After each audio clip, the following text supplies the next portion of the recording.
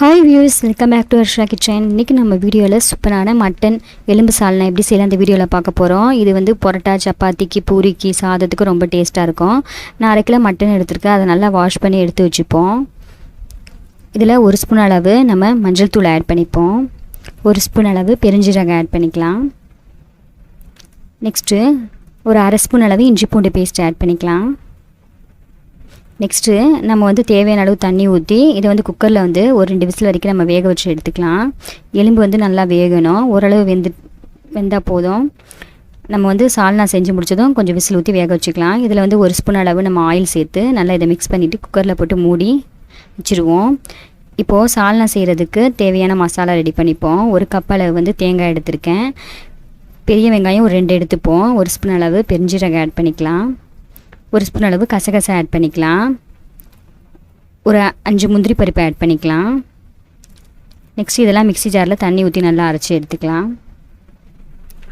இப்போது நம்ம நைஸாக அரைச்சி எடுத்தாச்சு. இப்போ வந்து மட்டன் நல்லா வெந்துடுச்சு. நம்ம மட்டன் குக்கரில் வேக வச்சு அதே குக்கரில் நம்ம வந்து 2 ஸ்பூன் அளவு ஆயில் சேர்த்துக்கலாம். நல்லெண்ணெய் சேர்த்துக்கலாம்.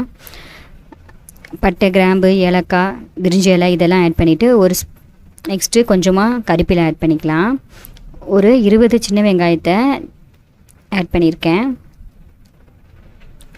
நீங்கள் நீட்டாக கட் பண்ணி கூட ஆட் பண்ணிக்கலாம், பெரிய வெங்காயம் இருந்தாலும். நான் வந்து சின்ன வெங்காயம் வந்து குழம்புக்கு ரொம்ப டேஸ்ட்டாக இருக்கும், அதனால் ஆட் பண்ணியிருக்கேன். நெக்ஸ்ட்டு வெங்காயம் ஓரளவு நல்லா வதங்கினதும் 1 ஸ்பூன் அளவு இஞ்சி பூண்டு பேஸ்ட் ஆட் பண்ணிக்கலாம். ஏற்கனவே அதில் 1/2 ஸ்பூன் அளவு நம்ம ஆட் பண்ணியிருக்கோம். இதில் நான் கொஞ்சமாக இஞ்சி பூண்டு பேஸ்ட் ஆட் பண்ணியிருக்கேன். நெக்ஸ்ட்டு ஒரு தக்காளி நம்ம ஆட் பண்ணிக்கலாம். தக்காளி வந்து அதிகமாக நம்ம சேர்க்க தேவையில்லை. இல்லை வந்து சால்னா வந்து புளிப்பாக இருக்கும். ஒரு சின்ன தக்காளி அளவு நான் சேர்த்துருக்கேன். நெக்ஸ்ட்டு 1 ஸ்பூன் அளவு மல்லித்தூள் ஆட் பண்ணிக்கலாம். 2 ஸ்பூன் அளவு சில்லி பவுடர் ஆட் பண்ணியிருக்கேன். நெக்ஸ்ட்டு மட்டன் மசாலா 2 ஸ்பூன் அளவு ஆட் பண்ணிக்கலாம். நெக்ஸ்ட்டு 1 ஸ்பூன் அளவு கரம் மசாலா ஆட் பண்ணிக்கலாம். இப்போ இது எல்லாத்தையும் நல்லா வெங்காயத்தோட தக்காளியோட மிக்ஸ் ஆகிறாப்புல நல்லா நம்ம கிண்டிடலாம்.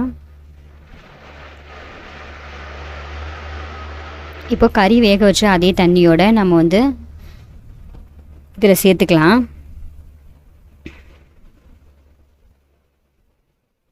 இந்த சால்னா வந்து நான் எலும்போடு ரெடி பண்ணியிருக்கேன். நீங்கள் வந்து எலும்பு இல்லாமல் வெறும் கறியோட கூட இந்த சால்னா இந்த மாதிரி மெத்தடில் செஞ்சிங்கன்னா ரொம்ப டேஸ்ட்டாக இருக்கும்.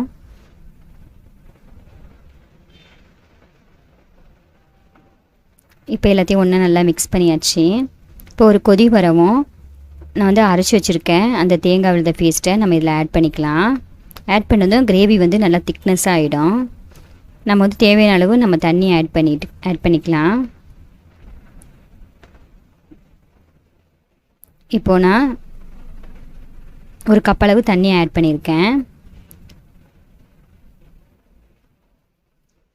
இது வந்து நீங்கள் வந்து பரோட்டாக்கு இந்த மாதிரி சாப்பிட்ணுன்னா திக்னஸாக இருந்தாலே போதும். நம்ம வந்து குழம்பா ஊற்றி சாதத்துக்கு சாப்பிட்ணுன்னா கொஞ்சம் தண்ணியாக இருந்தாலே போதும்.